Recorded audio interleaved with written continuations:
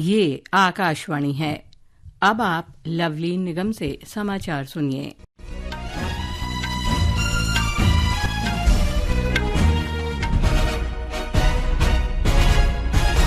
प्रधानमंत्री नरेंद्र मोदी ने कहा है कि ये सिलिकॉन कूटनीति का युग है और भारत सेमीकंडक्टर पावर हाउस बनने के लिए हर कदम उठाएगा।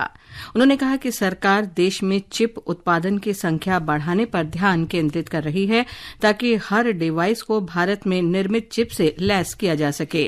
प्रधानमंत्री ने आज ग्रेटर नोएडा में सेमिकॉन इंडिया 2024 का उद्घाटन किया। प्रधानमंत्री ने देश में इलेक्ट्रॉनिक्स और सेमीकंडक्टर उद्योग को बढ़ावा देने के लिए की गई विभिन्न गतिविधियों पर प्रकाश डाला।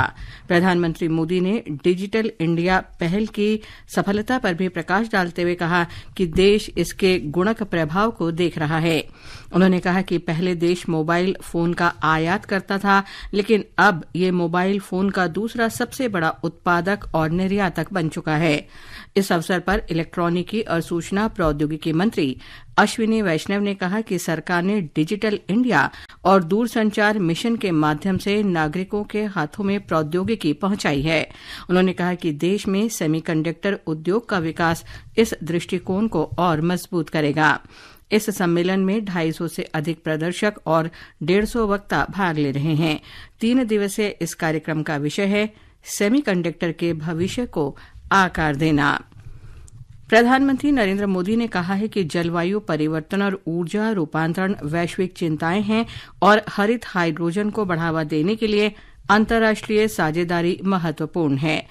ग्रीन हाइड्रोजन पर अंतर्राष्ट्रीय सम्मेलन को वर्चुअली संबोधित करते हुए उन्होंने इस बात पर प्रकाश डाला कि सहयोग से उत्पादन बढ़ाने, लागत कम करने और बुनियादी ढांचे के निर्माण में तेजी से प्रगति की जा सकती है।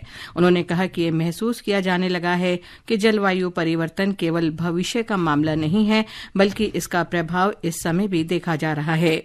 श्री मोदी ने कहा कि नवीकरणीय ऊर्जा और स्थिरता वैश्विक नीति के निर्माण के लिए हो रहे विचार विमर्श का केंद्र बन चुके हैं। प्रधानमंत्री ने कहा कि भारत एक स्वच्छ और हरित धरती बनाने के लिए प्रतिबद्ध है। राष्ट्रपति द्रौपदी मुर्मू ने आज नई दिल्ली में राष्ट्रपति भवन में नर्सों को राष्ट्रीय फ्लोरेंस नाइटिंगेल पुरस्कार 2024 से सम्मानित किया। राष्ट्रीय फ्लोरेंस नाइटिंगेल पुरस्कार की स्थापना वर्ष 1973 में स्वास्थ्य परिवार कल्याण मंत्रालय द्वारा की गई थी। ये पुरस्कार नर्सों और नर्सिंग पेशेवरों द्वारा समाज को प्रदान की गई सराहनीय सेवाओं के लिए दिया जाता है। अमेरिका ने कथित भारत विरोधी टिप्पणियों के लिए भारतीय जनता पार्टी ने कांग्रेस नेता राहुल गांधी की तीखी आलोचना की है। पार्टी ने आरक्षण को लेकर दिए गए उनके बयान पर भी ऐतराज जताया है। भाजपा के वरिष्ठ नेता और रक्षा मंत्री राजनाथ सिंह ने आज कहा कि लोकसभा में विपक्ष के नेता राहुल गांधी अपने विदेश दौरे के समय जिस तरह के भ्रामक और आधारहीन बात कह रहे हैं वो बेहद शर्मनाक है। श्री सिंह ने एक सोशल मीडिया पोस्ट में कहा कि श्री गांधी ने कहा है कि भारत में सिख समुदाय को गुरुद्वारों में पगड़ी पहनने की अनुमति नहीं है और उन्हें अपने धर्म के अनुसार व्यवहार करने से रोका जा रहा है, जो पूरी तरह से निराधार है।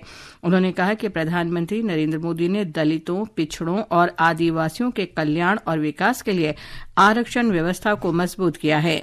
भारत चीन सीमा विवाद को लेकर भी श्री गांधी के दावों को रक्षा मंत्री ने भ्रामक और तथ्यों से परे बताया। भाजपा के वरिष्ठ नेता और केंद्रीय गृह मंत्री अमित शाह ने भी श्री राहुल गांधी की टिप्पणियों पर सख्त नाराजगी व्यक्त की है और कहा कि आरक्षण को लेकर उन्होंने जो कुछ कहा वो पूरी तरह से गलत है। मौसम विभाग ने राजस्थान, मध्य प्रदेश, विदर्भ, उत्तर प्रदेश और उत्तराखंड के कुछ हिस्सों में मूसलाधार बारिश की आशंका व्यक्त की है। मौसम विभाग ने अगले 6 दिन तक असम, मेघालय, अरुणाचल प्रदेश में बहुत तेज बारिश का अनुमान व्यक्त किया है। भारत एशियाई चैंपियंस ट्रॉफी हॉकी टूर्नामेंट के सेमीफाइनल में पहुंच गया है। चीन में आज पिछले विजेता भारत ने मलेशिया को 8-1 से हराकर लगातार तीसरी जीत दर्ज की और अंतिम 4 में जगह बनाई। भारत के लिए राजकुमार पाल ने गोल की हैट्रिक लगाई। अरायजीत सिंह, हुडल और ने भी 2 गोल किए। युवराज सिंह, हरमनप्रीत सिंह और उत्तम सिंह ने भी 1-1 गोल किए। इससे पहले भारतीय टीम ने चीन और जापान पर जीत दर्ज की थी। इसके साथ ही ये समाचार बुलेटिन समाप्त हुआ।